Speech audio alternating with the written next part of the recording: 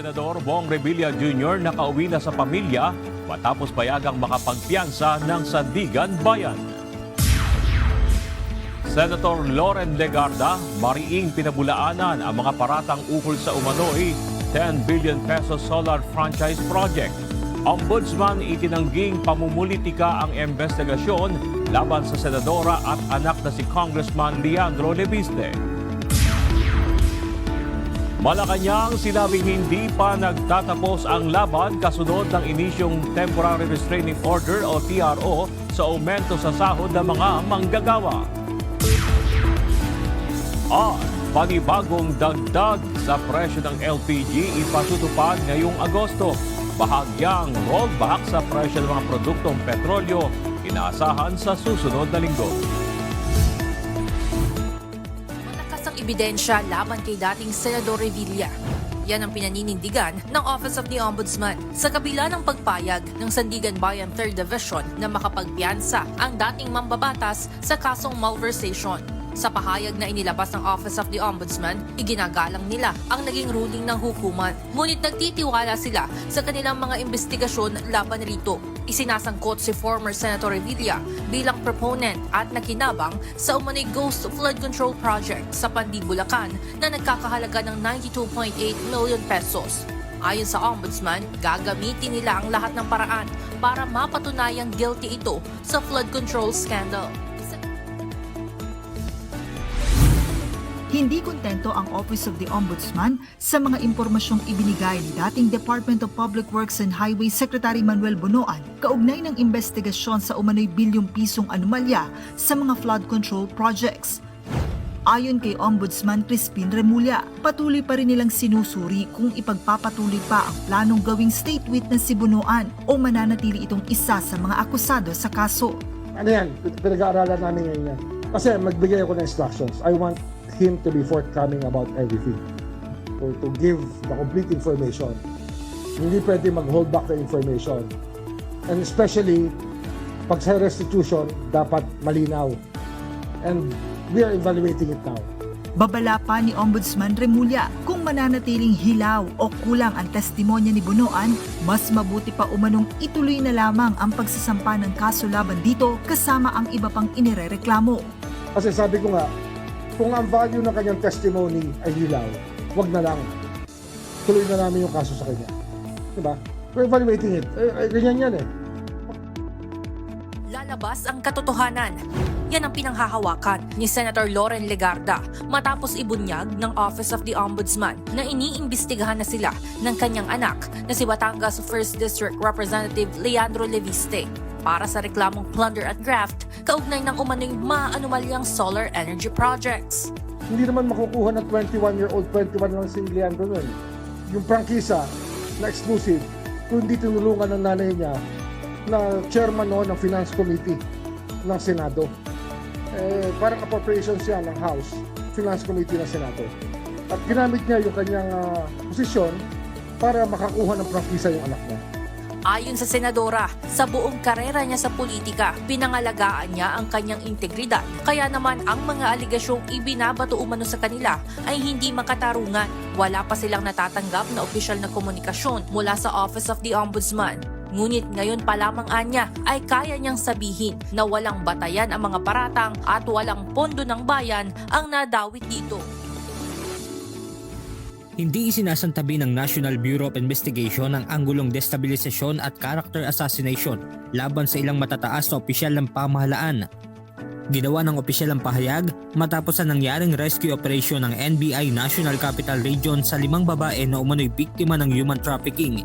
Batay sa inisyal na investigasyon ng NBI, sinasabing sinet up umano ang mga babaeng ito para palabasin na sangkot si Executive Secretary Ralph Recto sa isyu ng pambababae at illegal na droga. Base doon sa kwento nung inimbestigahan, sasabihin daw na si Executive Secretary kumukuha doon sa bugaw na to.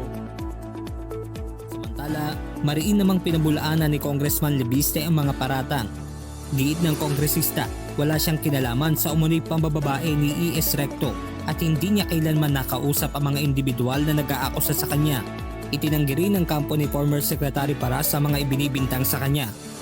Sa pahayag na inilabas ng abogado nito na si Attorney Mark Tolentino, iginiit nito na malisyoso ang mga paratang sa kanyang kliyente. Dagdag pa ng abogado, ang mga kumakalat na dokumento ay pawang alegasyon pa lamang at hindi pa napatutunayan. Dahil sa pangyayari, tinitingnan na rin ng NBI ang posible anilang tangkang paninira sa iba pang matataas na opisyal ng pamahalaan. Sa nakaraang panayam kay Vice President Sara Duterte, nabanggit nito ang tungkol sa bed sore ng kanyang ama na si dating Pangulong Rodrigo Duterte. Marami sa mga taga-suporta ng dating Pangulo ang nag-alala sa kalagayan nito, na ngayon ay mahigit 1 taon nang nakakulong sa International Criminal Court sa The Hague, Netherlands. Pero ayon kay VP Sara, bumubuti na ang kalagayan ng kanyang ama. Chinek ko siya, chinek ko yung likod niya, nauga na, natuyo na yung mga bilog-bilog na pula noong pagdating ko. Sobrang pula nila at para silang pimple looking, natuyo na siya. Kwento ng bise, agad siyang nakipag-ugnayan sa abogado upang maipagbigay alam sa kinauukulan ang sitwasyon ni dating Pangulong Duterte. Paliwanag nito, maingat nilang binabantayan ang kalagayan ni FPRRD dahil na rin sa sakit nitong diabetes. Samantala, posible namang magkaroon ng rollback sa presyo ng mga produktong petrolyo sa susunod na linggo. Batay sa resulta ng 4 na araw na trading sa international market, maring bumaba ng nasa 50 sentimos hanggang piso ang kada litro ng diesel at gasolina, habang nasa piso at 50 sentimos hanggang 2 piso kada litro naman ang inaasahang bawas sa presyo ng kerosene. Sa Lunes, inaasang ilalabas ng DOE ang kanilang final price adjustment sa presyo ng langis. Nilinaw ng Department of Labor and Employment o DOLE na hindi na kailangang isauli ng mga manggagawa ang nadagdag na sahod sa kanila nang natanggap mula sa 85 pesos wage hike sa Metro Manila. Ayon kay Labor Acting Secretary Francis Tolentino, may vested right na ang mga manggagawa sa natanggap nilang dagdag sahod dahil naibigay ito bago pa ipalabas ng korte ang Temporary Restraining Order o TRO. Dagdag pa nito, hindi rin maaaring pagsauliin ng mga employer ang kanilang mga empleyado sa pamamagitan ng wage differential o yung pagbawas sa mga ito sa mga susunod na sahod base sa natanggap na dagdag sweldo. Isa sa pagkakaabalahan ng Kamara kasunod ng pagbukas ng second regular session ng Kongreso ang gagawing deliberasyon sa panukalang pambansang pondo para sa taong 2027. Nasa 7.2 trillion pesos ang halaga ng proposed national budget para sa susunod na taon. Pagtitiyak ni House Speaker at Isabela 6th District Representative Faustino Boji D. III, mananatili ang transparency at reforma sa pagtalakay sa panukalang pambansang pondo. Pero nakita naman natin kung maayos naman at nakita natin na merong reforma at nakita po natin na may transparency. Sa tingin ko, lalo pa natin bibigyan ng mas mga mahalagang mga security measures to make sure na yung ating ipapasang 2027 ay talagang maayos. Ginawa ng House Speaker ang pahayag sa sidelines ng paglulunsad ng nationwide legislature sa Isabela, isang inisyatibo upang konsultahin ang publiko sa mga panukalang batas na tinatalakay ng Kamara.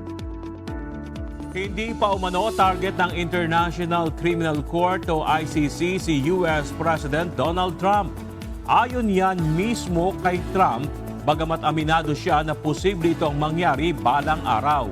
Binigyang diin din nito na sa ngayon ay nakatutok ang kanyang administrasyon para ipagtanggol si Israeli Prime Minister Benjamin Netanyahu at iba pang nahaharap sa mga kaso sa ICC. Muli namang tinawag ni US Secretary of State Marco Rubio na isang illegitimate international organization ang ICC. Sinabi rin ni Rubio na nagsimula na ang Estados Unidos ng malawakang diplomatikong kampanya laban sa ICC dahil umano sa pagiging arrogante nito. Nagbabalangkas na rin ang Estados Unidos na mga parusa na posibleng ipataw laban sa ilang opisyal ng korte.